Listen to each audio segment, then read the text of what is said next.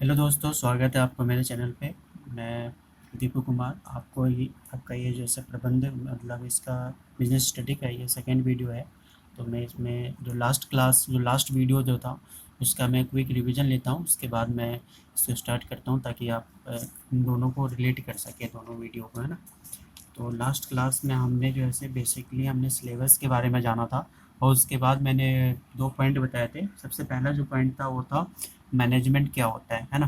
तो इसका अभिप्राय उस प्रक्रिया से है जिसमें काम को कुशल एवं प्रभावी ढंग से करने के लिए कार्यों के एक समूह नियोजन, संगठन, नियुक्तिकरण, निर्देशन एवं नियंत्रण को संपन्न किया जाता है। यानी कि मैनेजमेंट जो है एक प्रोसेस होता है। तो इस प्रोसेस के अंदर जो है ये काम किए जाते हैं। कौन कौन से? नियोजन, planning, organising, staffing, directing and controlling. अब ये जो वर्ड है नियोजन, संगठन, नियुक्तिकरण, निर्देशन एवं नियंत्रण, इसी के ऊपर पूरा बिजनेस, ये जो अपना जो फर्स्ट पार्ट जो है, मतलब मैंने बताया था कल वाले वीडियो में कि दो पार्ट में डिवाइडेड है। तो फर्स्ट पार्ट जो है इन्हीं लगभग 5 पॉइंट पे ही टिका हुआ है। तो मैं इस 5 पॉइंट को आगे बहुत ही अच्छे तरीके से आपको समझाने वाला हूँ। अगर समझ नहीं आ रहा है नियोजन क्या होता है, संगठन क्या होता है, नियुक्तिकरण, निर्देशन और नियंत्रण क्या होता है, तो मैं इसको बहुत ही ये डीपली मैं इसको समझाऊंगा। तो आप ये समझ लें कि ये पांचों काम जहाँ पे होता है उसी को हम मैनेजमेंट करते हैं। ये जो पांचों कामों का जो एक समूह है उसी को हम मैनेजमेंट कहते हैं। जहाँ पे ये पांचों काम होते हैं उसी को मैनेजमेंट हम कहते हैं। अब हमने हमने जैसे दो वर्ड के बीच में हमने हमने यहाँ पे डिफरेंस समझा। एक था प्रभावपूर्णता और कुशलता, इफेक्टिवनेस और एफिशिएंसी के बीच में हमने अंतर को समझा था, क्योंकि ये भी क्वेश्चन पूछ लिया जाता है। तो आज का हमारा जो सब्जेक्ट है, हमारा जो आज का जो पॉइंट है वो है characteristics of management. Characteristics of management, तो इसके अंदर करेक्टरिस्टिक्स क्या है या तो फीचर्स क्या हैं, कभी कभी फीचर्स पूछ लेता है, विशेषताएं। तो इनके बारे में जानना बहुत ज़रूरी है, क्योंकि ये पेपर में जो है ना लगभग आपको मिलेगा ही। अगर आप 2-3 साल का पेपर अगर देख रहे हैं तो उसमें से एक एक में मतलब एक क्वेश्चन तो मिल ही जाता है कि इसका विशेषताएं बताइए, या डायरेक्टली नहीं पूछता अब तो, वैल्यू बेस्ड क्वेश्चन आने लग गए हैं। तो अब हम देखते हैं कि इसमें से समझने की कोशिश करते हैं कि इनके जो पॉइंट हैं उनको समझने की कोशिश करते हैं कि क्या क्या विशेषताएं हैं। सबसे पहला जो है management is a goal oriented process. यानी कि मैनेजमेंट वहीं पे होगा जहाँ पे गोल होगा, कोई उद्देश्य होगा। मैनेजमेंट वहाँ पे नहीं होगा जहाँ पे कोई उद्देश्य ही नहीं है ना।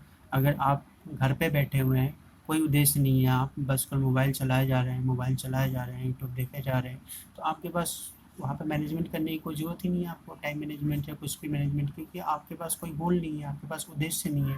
यानी कि मैनेजमेंट वहीं पे है जहाँ पे कोई उद्देश्य है।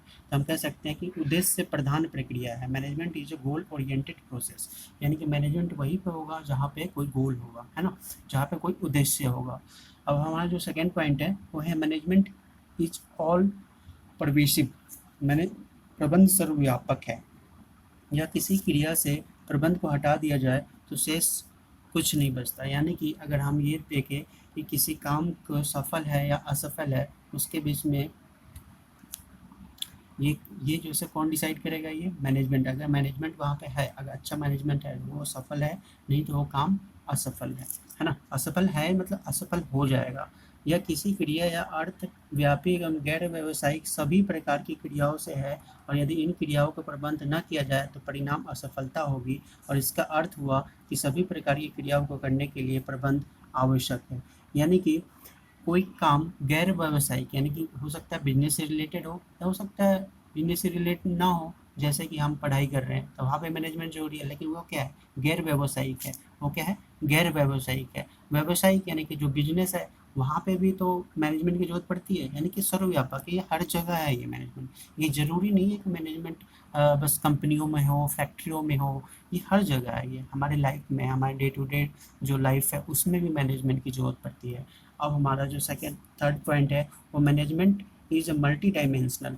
मल्टी डायमेंशनल का मतलब है यहाँ पे मैनेजमेंट बस कॉल ह्यूमन बीइंग का नहीं किया जाता, मैनेजमेंट बस गुड्स का नहीं किया जाता, बल्कि ये ह्यूमन बीइंग का भी किया जाता है और गुड्स का भी किया जाता है, और ऑपरेशंस यानी कि परिचालन का भी प्रबंध किया जाता है, काम का भी प्रबंध किया जाता है। तो ये है मल्टी डायमेंशनल है। ये कोई एक इसका पहलू नहीं है, इसका हर जगह मैनेजमेंट है ना।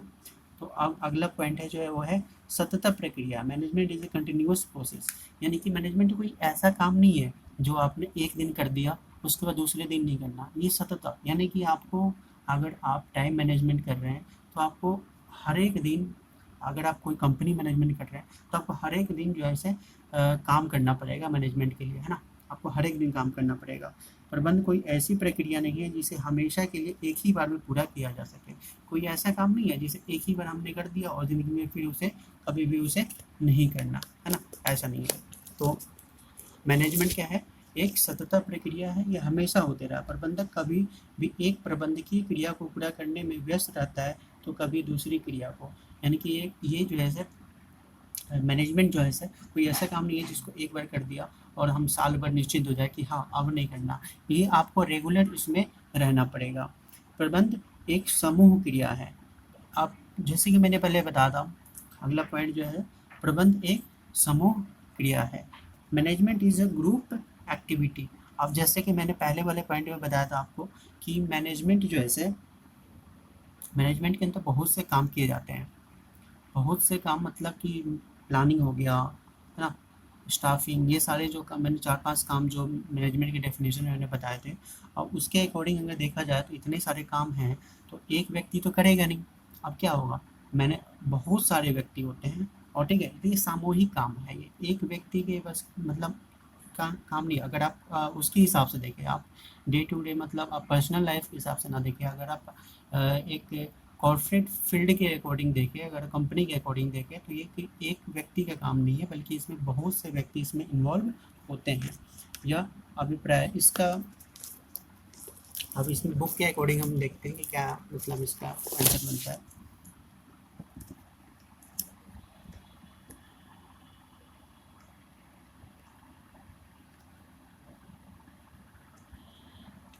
Management is a group activity. इसका अभिप्राय यह है कि संगठन की सभी क्रियाओं को,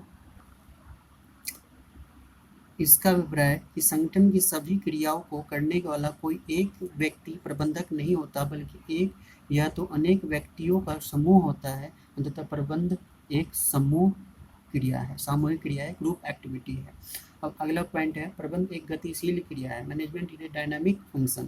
प्रबंध एक गतिशील क्रिया है क्योंकि इसे लगातार बदलते वातावरण, यानी देखिए मान लीजिए अभी आपने एक प्रबंध किया कि आपने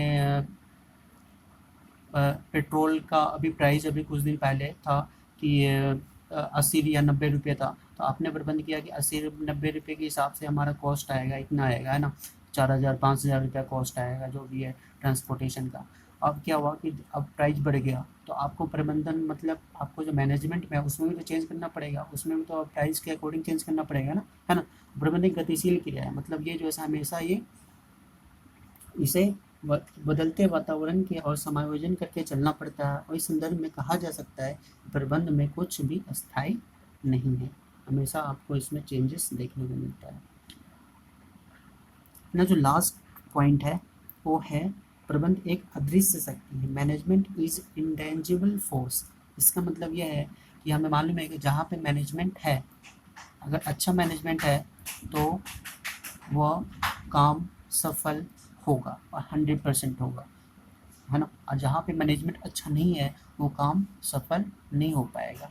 तो हम कह सकते हैं कि अदृश्य शक्ति है, हम इसको देख नहीं सकते लेकिन फिर भी हमें ये फायदा पहुँचाता है। प्रबंध यह शक्ति है जिसे देखा नहीं जा सकता, इसकी अनुभूति नहीं की जा सकती, मैं इसको महसूस भी नहीं कर सकते, हम मैनेजमेंट को महसूस भी नहीं कर सकते, लेकिन फिर भी ये हमारे बिजनेस पे इफेक्ट डालता है। तो ये क्या है, अदृश्य शक्ति है, एक मैनेजमेंट इज इंटेंजिबल फोर्स, ठीक है। तो यहाँ पे कुछ टोटल कितने 7 पॉइंट हैं, है ना। प्रबंध की विशेषताएं। सबसे पहला, प्रबंध उद्देश्य प्रधान प्रक्रिया है, यानी कि जहाँ पे उद्देश्य होगा वहीं पे प्रबंध होगा। दूसरा, प्रबंध सर्वव्यापक है, प्रबंध हर जगह है ना, चाहे वो व्यावसायिक हो या गैर व्यावसायिक हो, यानी कि चाहे वो बिजनेस हो या नॉन बिजनेस हो, per day to day life में भी प्रबंध है। दूसरा पॉइंट था प्रबंध बहुआयामी है, मल्टी डायमेंशनल है। इसका मतलब ये है मैनेजमेंट ऑफ वर्क, हम काम का भी मैनेजमेंट करते हैं और मैनेजमेंट ऑफ पीपल भी, यानी कि HR, जो कंपनी में HR होते हैं, जो ह्यूमन रिसोर्स जो विभाग होता है वो भी क्या करता है, पीपल का मैनेजमेंट करता है, यानी आदमियों को मैनेजमेंट, लोगों का मैनेजमेंट करता है ना। तो मैनेजमेंट ऑफ ऑपरेशन, ऑपरेशंस काम का भी मैनेजमेंट, परिचालन का भी मैनेजमेंट होता है। तो ये बहुआयामी है, मल्टी डायमेंशनल है, ये हर एक सेक्टर में, हर एक जगह पे क्या है, ये अपना मैनेजमेंट है। तो अगला पॉइंट था अपना प्रबंधन